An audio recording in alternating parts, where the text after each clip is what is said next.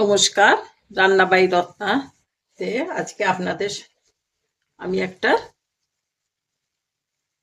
আলু পোস্ত পেঁয়াজ এই দেখাবো।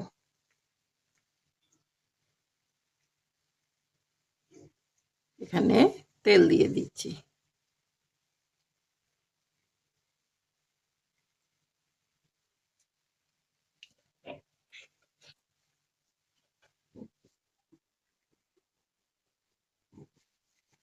তেল দিয়ে দিলাম। তেল দিয়ে আমি একটু পাঁচ ফোড়ন দেব।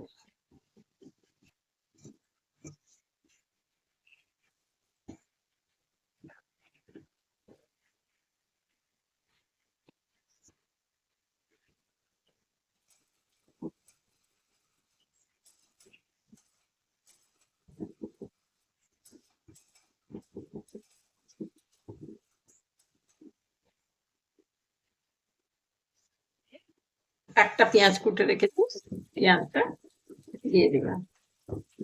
আপনারা এতে শুকনো লঙ্কাও ফোড়ন দিতে পারেন।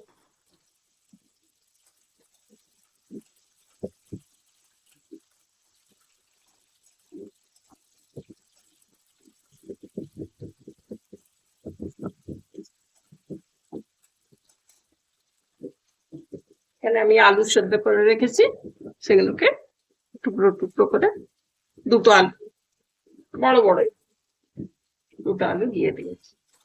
এগুলোকে একটু ভাজা ভাজা করবো।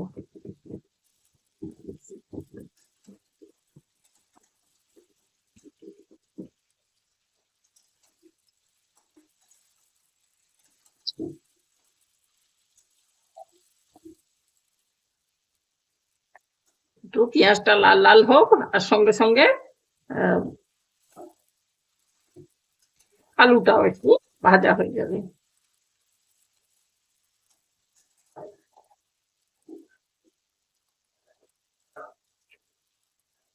হোক ততক্ষণ।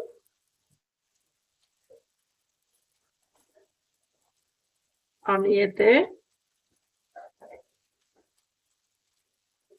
1 চামচ শুকনো লঙ্কা দিয়ে দিলাম।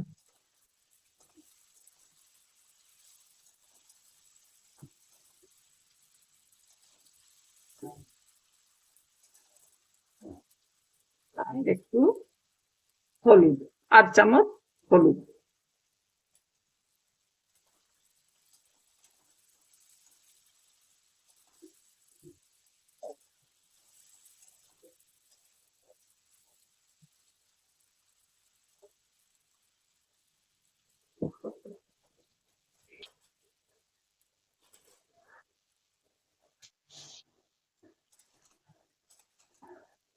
অনেকটা ভাজা ভাজা হয়ে গেছে পেঁয়াজটা, আমি একটু জোর করে দিলাম।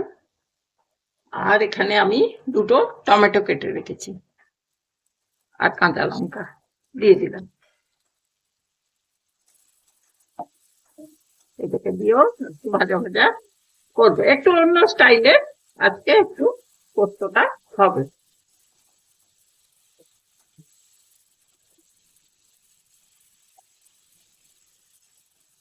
রোজই একরকম হবে কেন, একটু আলাদা, ভালোই লাগবে।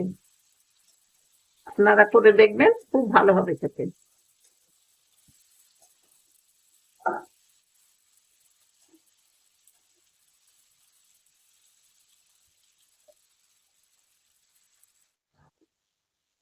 প্রায় টমেটোটা ভাজা ভাজা হয়ে গেছে, টমেটোর যে কাঁচা গন্ধটা সেটা চলে গেছে।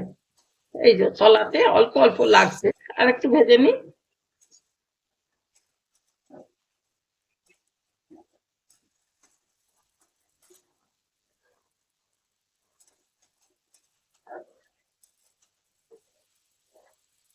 এমনিতেই খুব ভালো গন্ধ বেরোচ্ছে, পোস্ত দিলে তো আরো ভালো লাগবে।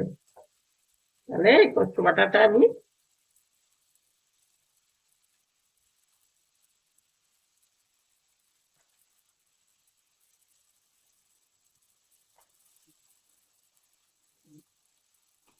দিয়ে দিলাম।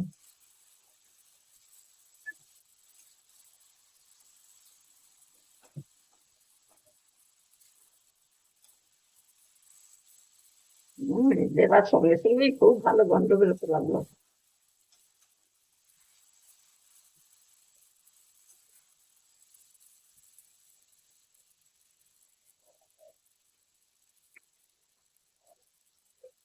জল দিয়ে দিই।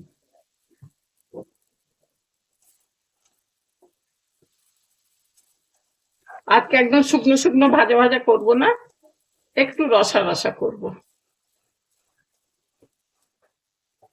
ভাজাটা হয়ে যাক। এটা কি বলে, পোস্ত ভাজার একটা আলাদা গন্ধ আছে তো, সেই গন্ধটা বেরিয়ে যাক, তারপর আমি জলটা দেব।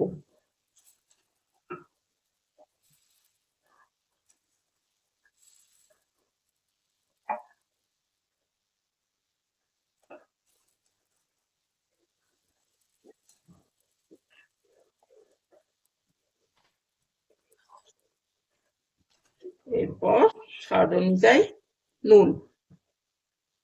2, 3।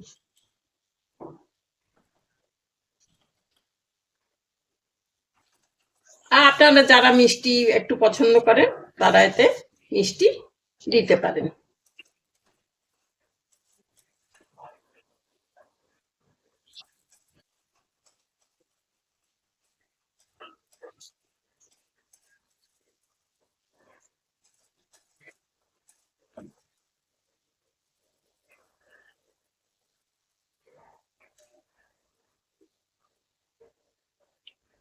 মিক্সি ধোয়া জলটাও দিয়ে দিলাম।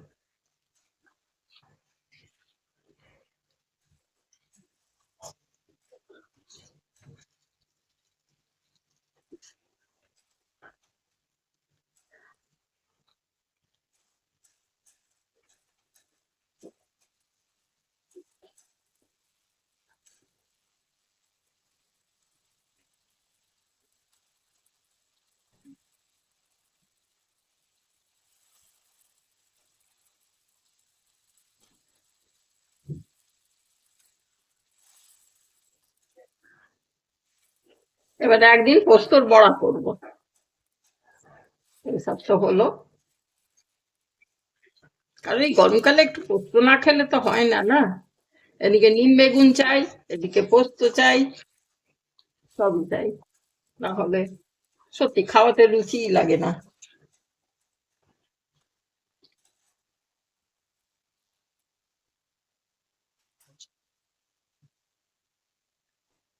এই যে এখানে নিম বেগুন করা হয়ে গেছে, নিম বেগুন করে রেখেছি, এদিকে পোস্ত হচ্ছে,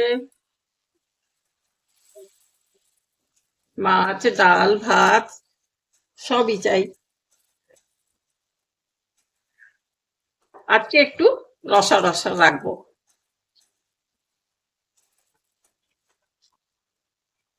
পুটু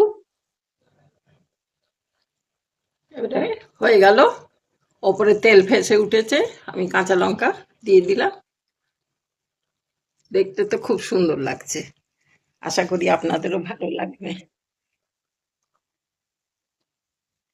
তাহলে ঠিক আছে, আজকে এখানেই থাক। নমস্কার, আপনারা ভালো থাকবেন। Thank you for watching.